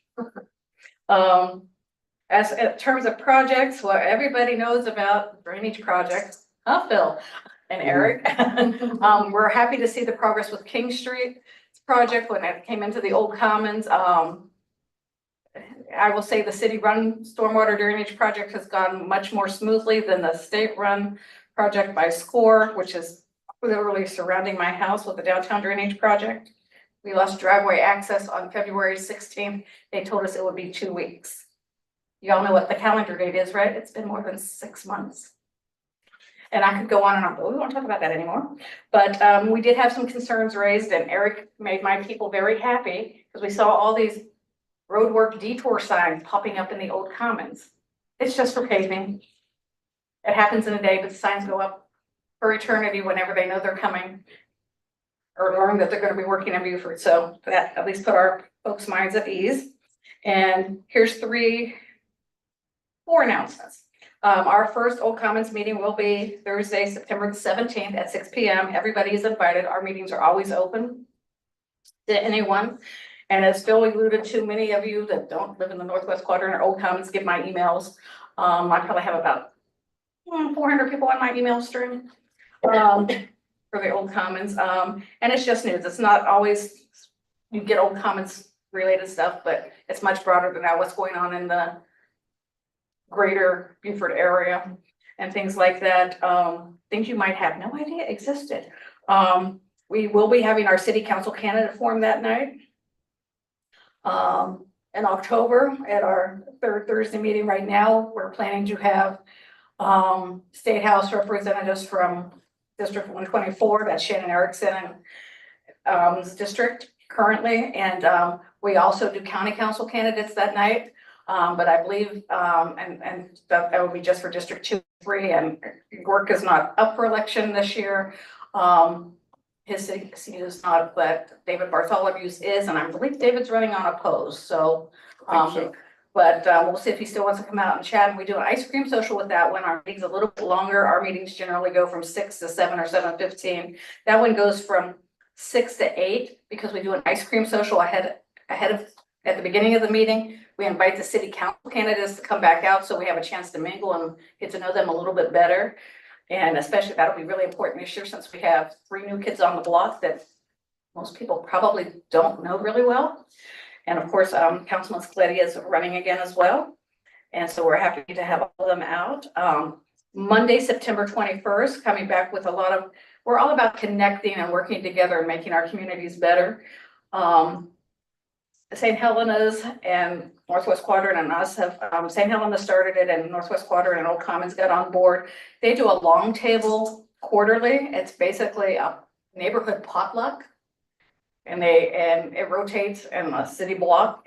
And the next one's Monday, September 21st at 5:30 in the 600 block of Munson Street. So come and join us, bring something to share. And it's always a good time. And then I already mentioned the Love Beaufort Workday this Saturday from 8:30 to 12. If you want more information, see me after the meeting. And then a side note that has not so much to do with the Old Commons, but with the city as a whole. The city recently stood up the Downtown Advisory Board. And we are 15 voting members, 6 non-voting members. And it's a big committee, but we're hoping to do great things. We had our first meeting last month. Our next meeting will be Thursday, September 3rd at 2 o'clock in this room. We encourage you to get involved. Brenda sits on the committee with me. I am the chairperson. Jeremiah Smith is my vice. Charlotte and Reese, our retail and tour representatives from downtown, are our 2 co-secretary liaisons.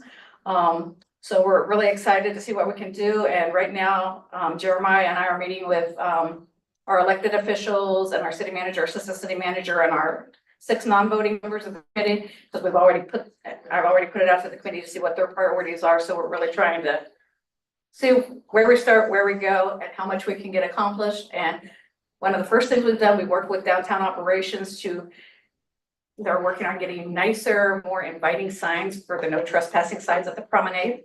They'll be pretty. They have the promenade on them, have a QR code, so you can learn about what's going on. No trespassing will still be there because it needs to be, but it's not so bright red. But it doesn't just jump out at you. They're a little bit smaller, so we can see more water, so that's good. And they're also working on banners for us to put on the construction site. So let people know, hey, pardon our mess, but downtown's still open, so please come join us. And I could probably go on and on and on, but Phil, I'm looking forward to getting everybody together around the table. The more heads, the better. And I'm always here, so anyone please bug me anytime. Yeah, y'all aren't the problem. You've always been willing to help out. It's just trying to put it together. That's the challenge. Thank you. I may just say something, Sean. We're in a much different situation than a lot of these communities. We're Reboat Island, which is a condominium. We have a condominium board, so we have an interesting way we can get minutes out to people. I got involved with this because when I was on the board, we were interested in Allison Road, which, you know, after a long time came out to a wonderful solution. I think it's a really great benefit to the city. And information wise, I got a shout out to the city manager's weekly bridge report. I tell you what, you can't say you didn't know things were happening if you take a look at that bridge report, the weekly bridge report. So that is great. But, you know, I'm just looking here at ideas and this is getting through on this. So listening to this, I find it's very interesting. It's great work being done by these people who are trying to get it, don't have that system to get them together. It's a good job. And what's your name? Oh, I can't say that. No. Dan Aher, yeah, I'm just a plan. Is it Dan? Dan. Danielle, thank you so much for getting our meeting started again, because we haven't had one since October. I know. I'm so happy that we're getting going again. Anybody online? I don't know if, Stacy, you still out there? You want to say something? Yeah.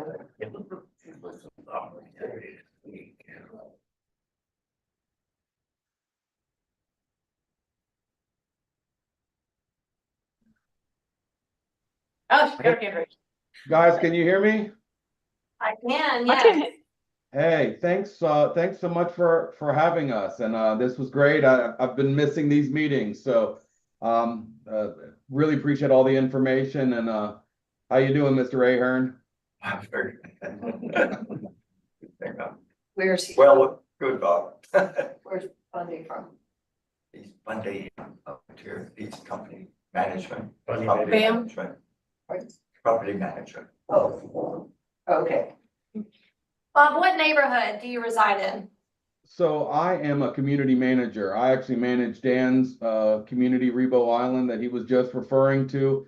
I myself live in the unincorporated county, so don't hold that against me. But we manage a couple handfuls of communities in the city of Beaufort and the surrounding areas. So we always like to be involved in these meetings so that we can, relay any information that is talked about to our communities. And right now, I don't have any feedback to give you guys other than just keep up the great work. Thanks so much again for having us. Thanks, Bob. Stacy? Can you hear me?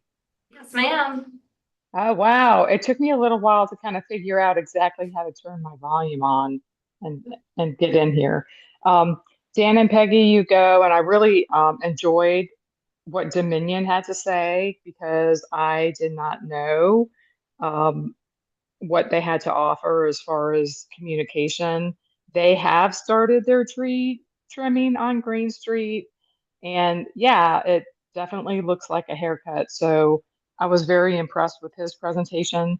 The one thing that I would love to reiterate from what Dan and Peggy have said about the Northwest Quadrant and the Old Commons neighborhood associations is that we really do try to include everyone in our neighborhoods, and we go to great lengths to get to do that and to find out the needs of the people in our neighborhood. Our particular neighborhoods have a very, I would say, wide, diverse group in terms of many different things, how long people have lived here, racial diversity, economic diversity. So I do feel like it's great that we partner up. And I do feel like trying to help the needs of the people in the neighborhood builds trust. And I think we have a ways to go, maybe not as much in the Old Commons, but in the Northwest Quadrant, but we are really trying.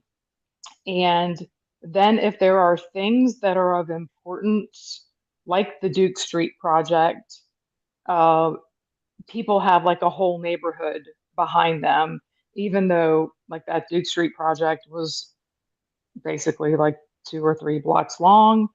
Our neighborhood representation, I think, really kind of pushed that along. I could be wrong.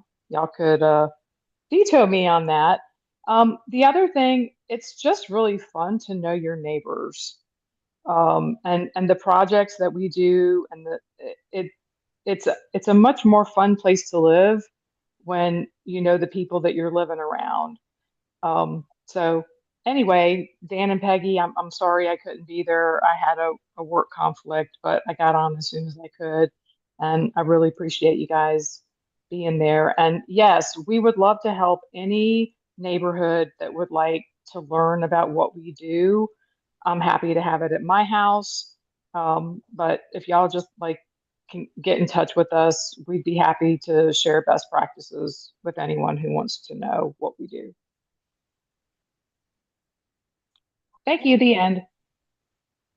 Thanks, Stacy. All right, next agenda item, we will hear from our department heads. Alex, I'll put you on top. We'll do this way. Good afternoon, I guess now. Thanks for being here. You found $10 million. Alan Eisman, the finance director. I'm happy to be here. For the financial side, we just ended up our fiscal year end was June 30th. We are in the process of kind of closing out that fiscal year end, and then eventually we'll have our auditors will be here at the end of September to review everything we have, and then we'll be issuing our financial report by the end of the year, by the end of December. I will say for the new fiscal year, it started on July 1st. Our online budget book is now online on our financial website, our finance website. We did a great job making it interactive and has a lot of charts and graphs, and you can kind of click and drill down as much as you need to. So excited to have that available now on our website. So feel free to look at that when you get a chance. And if you have any questions, just let us know. Appreciate it. Any questions from the group? Thank you. Thanks, Brian.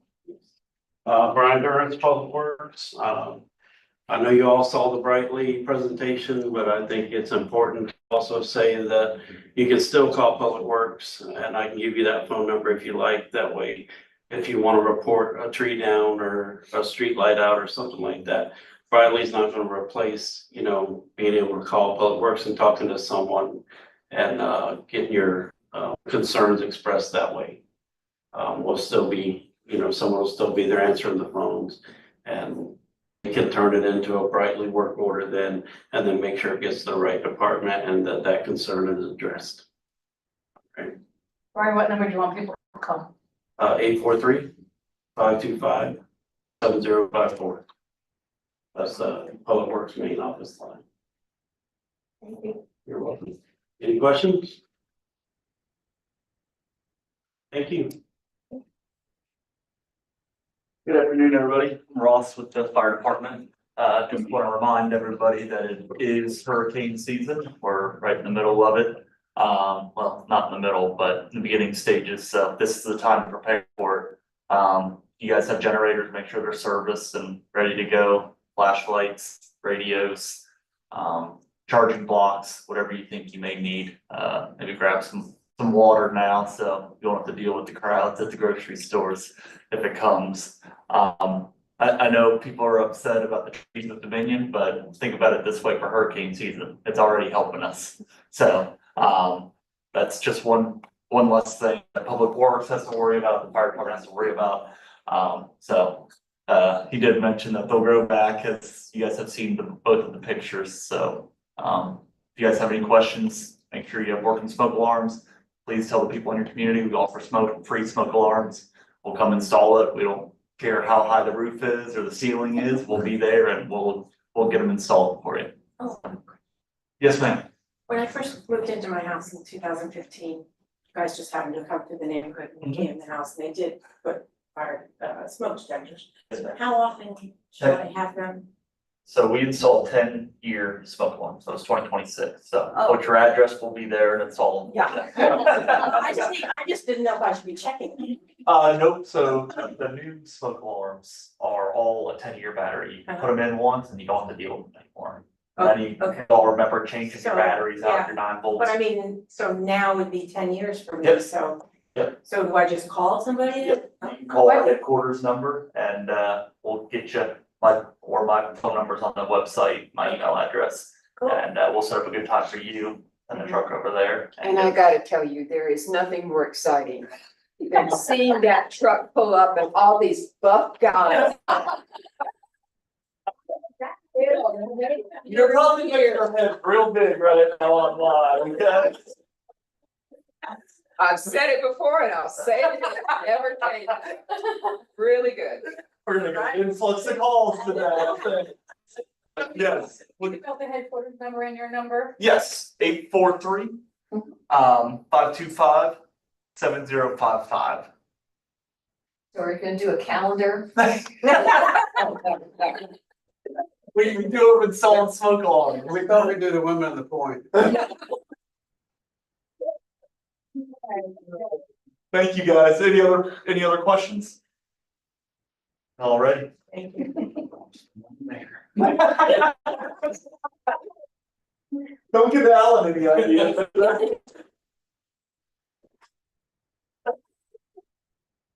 Good afternoon. It's afternoon. Good afternoon. Raul Dominguez. I am the CIP director for the city of Beaufort. And my job is to manage all the ongoing projects that we have throughout the city. And I am happy to be back. And we're happy you are. We're happy you are, yes. Okay. Good to see you. Good to see you. Anyone have any questions? Earl, how do we track you down? What's your number? 843-379-7068. Thank you. You're quite welcome. I have a question, Raul. Have you been by the Washington Street Park? I have, and it turned out awesome. Wonderful. It's It fabulous. is great. Thank you very much for your work on that. You're quite welcome. That's And the really same, nice. same goes for the Pigeon Point Park as well. You know, it underwent some significant changes and I gotta tell you, it's really wonderful. And gets tremendous use. That's the best right there, that it's getting tremendous use. That's great news. That was, And wait till good weather comes. Yeah. Really. that's true. It's been a little warm for those little guys to be out there playing, but Thank you. again, I'm glad to be back. And if you guys have any questions regarding any projects surrounding your area, please give me a call. Be happy to meet you out on the street and talk about what your concerns are and answer any questions. Thank you.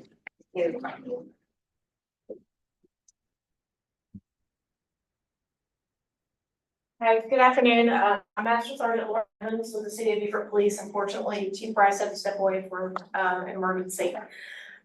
First, just want to say that Water Festival was another huge success this year, and that is only because of our community. Fortunately, we had very few incidents where law enforcement had to be directly involved, so that's always a good sign. We're of the thing, if we're not needed, that's good, so we appreciate that. The next thing coming up, we have, the police department, as you know, we do community events all year long. We have another one coming up this Friday. We're calling it Fair in the Park. It is at Southside Park, from 5 to 7 p.m. We are cooking.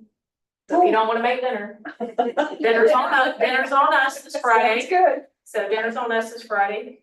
Although I'm a little offended when we show up, nobody ever smiles. I mean, everybody's happy to see the fire department. When we roll up, everybody runs. And it starts to hurt our feelings a little bit. Keep cooking, Lori. Everybody seems to run away from us when I promise, when we show up, it's not always bad. Sometimes we're just saying, hey, how are you doing? Redesign the uniform. I don't know, maybe it's a little aggressive, but we'll just start playing, fun music over our PA system. We'll call it a day. But please, if you see us out and about, please wave to us. Please come say hello to us. We welcome you guys to come and talk to us.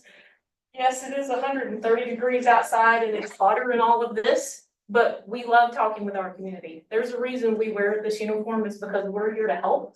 And we want people to know that we are here to help. Right. In addition to the other neighborhoods, I work a lot with Peggy and Dan. I'm always at the Old Commons and the Northwest Quadrant meeting. I've not had the privilege of going to a Pigeon Point meeting yet, but when one comes up, I promise you I'll be there. That's half my job. The community projects. But for those interested in having like the 100 Pines area and stuff, if you ever want to stay or if you want us to be a part of it, please just let us know. Peggy has my email, I'm on her email blast list, so I'm there. So if you ever have a question for us, I'll be more than happy to answer that for anybody. And I think Peggy and Dan both can, if a question comes up during a meeting and I don't have an answer, I promise I'll get back to you. And I'll make sure that it gets put out to everybody. I do understand that there's concerns about speeding on Rebo Road and through the downtown neighborhoods. I can assure you it is a top priority for our officers. We do stats all the time, they're posted on our website of how often we are pulling traffic stops on Rebo Road. There are certain times of the day that it gets a little more dangerous for us just because of volume. If you've never been in the police car and trying to turn it around, it's like playing Frogger. If you guys know what that is, that old game from the 80s, it's like playing Frogger sometimes. So we kind of have to weigh those costs about public safety versus trying to get that one speeder or causing a 3-car wreck because we're trying to turn around. So we are trying more and different ways to try to catch more speeders and trying to make sure that we are showing our presence out there by having more visibility and deterrence and everything again through the old commons and points and parking issues and everything. These are priorities for us. We are working on them. But again, if you have ideas, we are always welcome to hear them. Are there any questions I can answer for anybody? More of a comment question. Oh, I'm sorry. No, Go ahead. Go ahead, Peggy. We haven't had these meetings for a while. For anybody online or looks later, she does a great job, and she is our new Lieutenant Squires, because everybody used to go to Lieutenant Squires for community things, so she has stepped up into that role.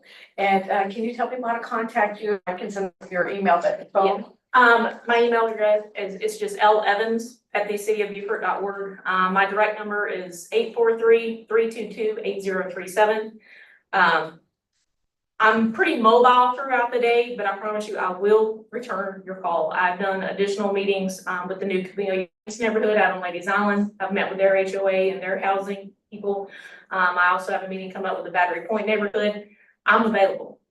So if you want to get something started, if you just want to have us come talk a little more localized discussion about your specific area, I'm more than happy to do that. And they'll even bring the speed trailer to your neighborhood. We will. We move it around. Right now, we're a little more focused on Battery Creek to try to get them to slow down, but that has curbed significantly as well. Dan? And this is on the Spanish Moss Trail. Yes, sir. And I know there are certain, and there's been, we've seen some of the people out there checking on this, but Yeah. there are people that have the illegal e-bikes, and unfortunately, they go way too fast. And now we're seeing a lot of younger kids on these fast bikes. Yeah, the e-bikes are becoming quite popular, yes. Okay, and I know it's hard to find because they go on certain times. Right. And it's kind of one of those things, like if you have cameras or something that forwards toward the trail, or you can get a good description of stuff, we maybe can identify them and catch them after the fact, and maybe go talk to them or their parents, depending on their age. Okay. Of course, like I said, we can always do something after the fact if you've got good pictures and stuff. Our school resource officers, who I'm also supervise, they're a wonderful resource. So if we figure out who they are, we can go have a chat. Any other questions I can help for anybody? Please tell me your name. It's Lori, Lori Evans, EVANS.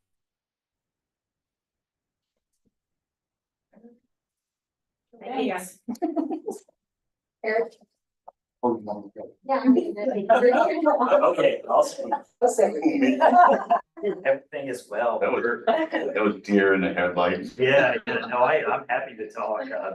I think the biggest update that I have is just to talk about Waterfront Park real quick. So again, that's the crown jewel of the community. We have recently advertised for that project to get the design and permitting underway. We had 4 submittals. So we have a selection committee put together. So over the course of the next few weeks, we'll be looking at those submittals, making that recommendation to council in October. So again, at that point, it's gonna be a long, boring road from that point forward, because it's just gonna be a lot of engineering and permitting over the course of the next 12 to 18 months. But that's a necessary step to be able to get us to the point of being able to reopen the promenade. So. Getting the money. Well, That's the hard part. that's why we're gonna sell calendars. That's right, that's right. So. Over there, no, he's gonna be on the cover of that. So, yeah, the funding piece is gonna be a critical piece. That is part of that's part of the selection committee, so they're supposed to help us out with grant identification as well as timing so that we can get that out on the street. So, have more to come on that one, but again, look for that to come to council in October. Is there somebody in the city, I probably ought to know this, but is there somebody in the city who is designated to oversee grant funding or grant applications, grant research? Well, as of right now, it's finance. The finance Oh, really takes that Ellen. role, yeah, What's that? Alan, yeah, once that goes. So finance takes the lead on those things, however, on something that's complicated, that's really complicated, like what we're probably gonna get into, it's gonna be an all hands on deck situation. Yeah, it'll be a team effort, but that's why we want to structure that so that we're going through the consulting firm. So that, again, if we're reaching out to one of the representatives' office, it's happening from one centralized location instead of, 5 or 6 people Got it. doing the same thing. Thank you, Henry. Absolutely. Other questions? All right, thank you. Oh, no, you're good. Mr. Mayor, you have anything to report? Well, in the interest of time, I'm gonna be very brief. I just want to thank everybody for coming out and starting this neighborhood association meeting back up again. I think it's important because we need this two-way communication between the neighborhoods. What y'all need or hear, or what problems are so that we can deal with them. The only thing that I will mention, and Peggy's already talked about it, but we start up this downtown advisory board and looking forward to that. I've got a lot I want to kind of have them look into, but quality of life issues, talking about noise, traffic, you name it.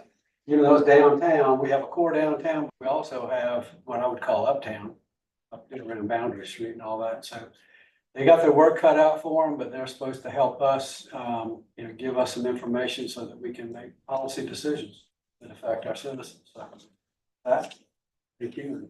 Appreciate y'all attending. All right. Any other, I guess we can discuss quickly. I know if anybody needs to get out there, more than willing to go.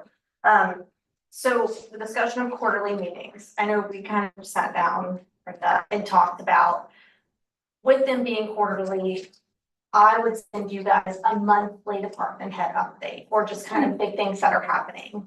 Danielle, could you stand over here so we can hear you? I'm so sorry, I gotta bring my notes with me as well. I was gonna mention that because Danielle, the first meeting I saw you at, you were sitting over here and you couldn't hear it, could you? Well, I could. There needs to be something done here for people sitting back there, because you cannot hear. You cannot hear. Mayor, you didn't hear all those nasty things that were said. But bring that up every point, because they've got to fix the. I've said it. We've done it in the council chambers. When those mics are on, if we speak into them, and I'm told everybody can hear fairly well. So that was a big meeting, right? Oh, yeah. Yeah, and being on that. You can't have transparency if you can't hear. Anyway. Go ahead, sorry. So going forward, because we are doing quarterly meetings, we are going to send a monthly update through email. So the same way that we're communicating with you guys now, it's just the easiest way to reach all of you guys. So I've heard a couple comments about the timing of this meeting. Is everyone okay with this time? 10:30? Okay. Yeah. On the third Thursday? On the third Thursday. Yeah. I just wanted to know it was just down third Thursday. Yeah. Dan, you know my calendar very well. It's crazy. And how do we feel about the agenda flow of today? So in the past, we've kind of had you guys report last. I thought that it was interesting with you guys kind of going first. Our department heads were able to hear some of your concerns and questions and address that after. Do we like this agenda flow? Yeah, and they didn't talk as long either. And then as I've discussed several times, I will, after each meeting forward, all of you guys, same thing in this email chain, all the information, slide decks, contacts, that is given to me or provided to me, so. And I know that you guys also were given several business cards and such, so. Last thing, I know most of you did sign in. If you forgot to sign in, just sign in for me. It just makes it easier that we can keep track of who's coming to these meetings. There's also a QR code available to scan. If you also haven't done the survey, it was sent in one of the emails. Just take a minute, complete that. It just kind of helps us get an understanding of your neighborhood and different things like that. So, does Stacy have a question? Yeah, Stacy has a question. Actually, it's not a question. It's a comment. So you asked about this time. I think earlier in the meeting, and I can't remember who it was because I have a bad short-term memory, but somebody said maybe mixing it up. I don't know if you like the representation that's sitting in the room right now, but I couldn't be there because I have a job.